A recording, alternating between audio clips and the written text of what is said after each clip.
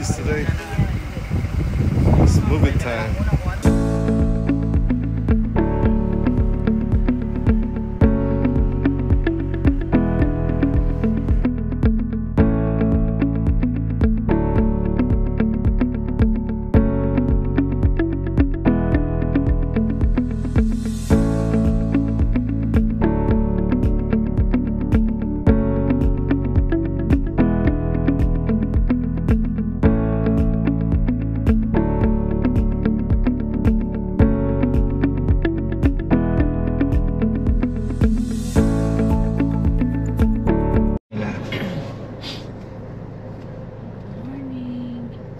Doon sa kabila. Ba't baligtad? Ayan. Morning. Hello, good morning. Schedule po natin. Schedule lang ano? Turnover po. Nang dito po sa edisyon? O... Artscapes. Artscapes. Diyan po sa kabila, sir. Parang hindi. Dito rin po, sir. Ay, sa inyo, sir, eh. Ganda rin nyo. Hello, good morning. Ito. Good morning. Po from Commune Village po. May nakausap na po kayo? Schedule po ng turnover nga namin ngayon. Saan po? Sa Commune po? Opo. Dito lang muna kayo. Oh, sige. I-assist po namin kayo. Ah, sige Okay, po. thank you. Thank you. Alright.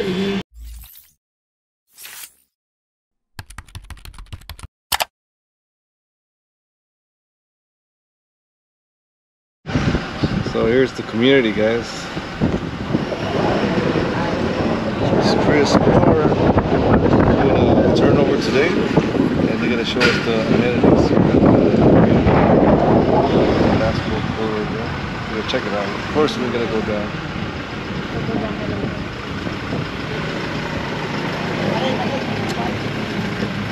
We're gonna go down. Hi ma'am, sir. Good morning. Turnover specialist again, ma'am. Sir, welcome to Commune Village. Before we proceed sa unit po, we'll show you the amenity po. That's Okay. our property management office. Okay. That's the multifunctional hall. Yun po sa dulo. Sa kanan. Then the swimming pool area. Then the lanai area. Then playpen for kids and basketball So if court. we want to rent the hall, we have to pay? No sir, actually I think that's part of the HOA dues or the association okay. dues, I think. Nice. That's free of charge, I think.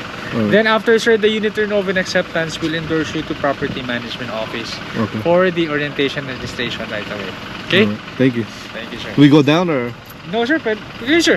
Then we proceed na po sir. sa Ayaw unit na po. lang bumaba yata. Okay sir, okay po. Diretso na tayo sir ng unit. Okay. Alright. Sige po. Bumaba lang to. There we go.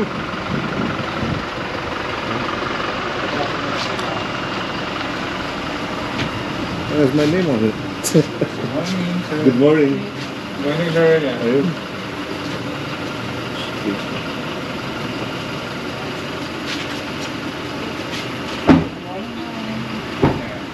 Sige po, baba mo Alright. kayo lahat. Boy, come here. Dito po kayo. Lahat. Alright.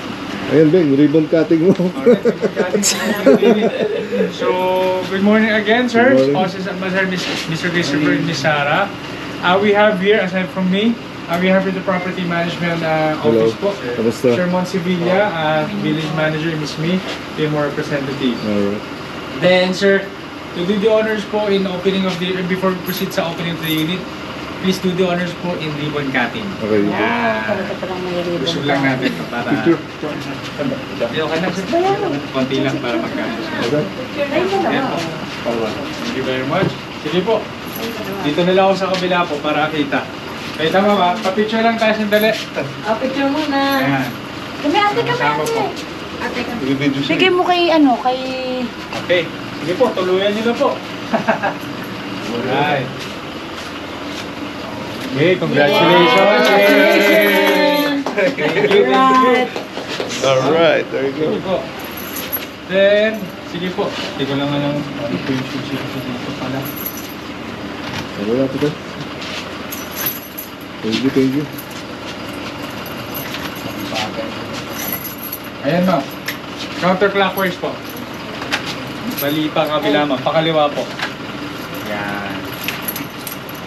Nanginginig pa ang kamay. Alright, welcome to your dream home po. This is Polygonal. This is Kaizen. Mabuhay 2-bedroom unfurnished unit. Alright, here we go. First guys, yan unit. Ayan. Sige po. Pasok na po kayo, ma'am, sir. Selfie.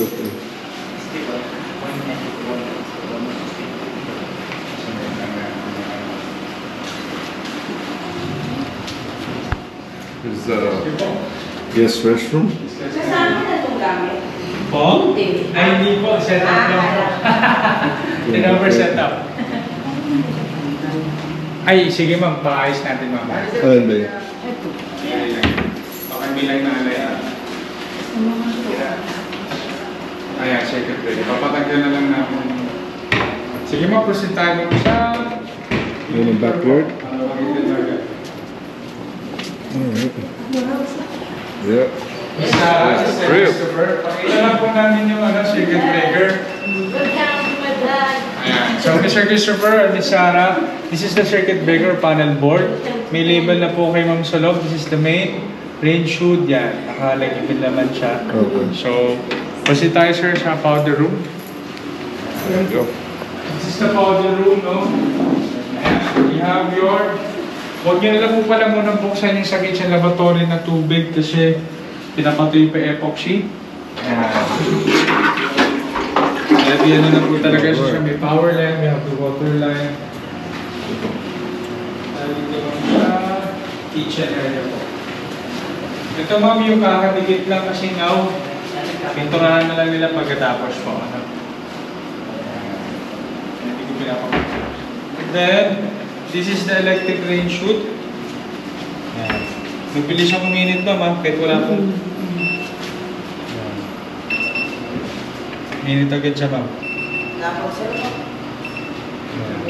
Patay na natin.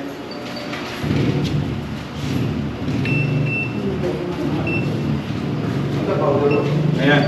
So, dito po ma'am sir sa may lang area, ito yung canopy. Parang bubungan. Okay. Then, yung plano po magagaling po from the property management standard po yun. Then, second thing, this is the lanay area. I mean, this is the parang dito, retaining wall po from sa baba. Kasya ma'am, kung magpapa-extend po kayo ng wall sa inyo na po siya. Under cost. Wala na permit? Yes po, pwede naman po. Okay. Kayo na lang po under cost na. Then, you have your catch basin here, sir, for the gutter, no? Buhos ang tubig dyan po bumabag siya.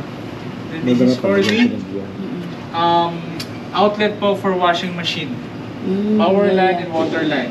Opo. So, pwede talaga siyang i-fully close to? Yes po. Pa-approve niyo lang po ma'am yung plans siya po with the property management later on during the orientation. Alright? Maganda tayo ma'am sa taas. Parang dirty kitchen mo na rin po. Sorry. Tayo sa taas. Sige ma'am, pakunahan sir. Pakunahan niya na sir.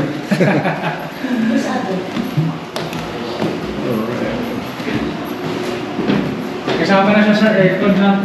Wala lang dito sir, bed. Yeah, dining set, living room yan. This is the master's bedroom. You have your closet. This is ito master's? Yes po. Oh, the AC. This is the master's bedroom. Then, you have your closet po sa kabila po, bedroom 1. Medyo small room siya for kids, I think. Wala naman siyang closet. Ito lang po ang meron. Okay. Oh, hindi siya solid, no? Ay, ano po ito? Gypsum. Ay! This is gypsum, I think, yung parang may buho siya ma'am sa gitna. Ang solid talaga natin ma'am yung pinaka foundation. Double deck, diba? Ito ma'am yung bedroom 1. Sure about that? Technically, baka ganun po mangyari. Then this is the shower area, sir. Oh, nice. You have your water here also. Water heater provision, sir. Kayo na sir magpapalagay. That's multi-point. Yung battery. Sir, kasama. At least decent size yung bahay niya. Yes, not bad. Ayan. We need to look at the shower. Rainforest. Rainforest shower.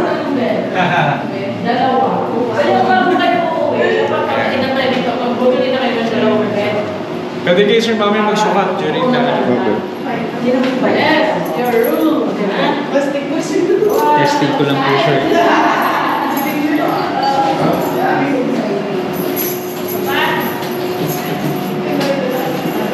Alright, that's about it. I'll record later.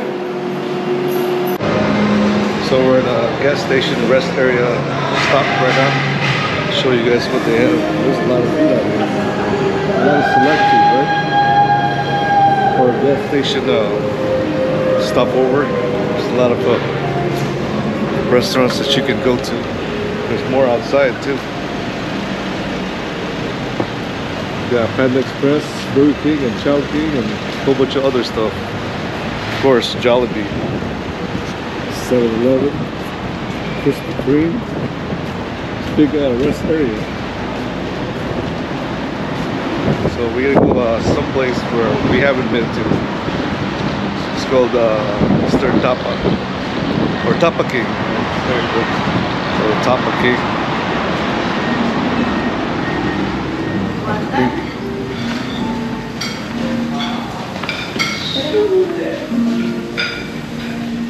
How about you? Yeah. See the menu. See what they have. Question. See what they have. Like breakfast stuff. It's good. What you want? Barbecue, good, huh? chicken barbecue rice. Oh yeah. Well, the old-time Filipino breakfast is here. That's about it. I'll vlog you again later once we get our food. All right.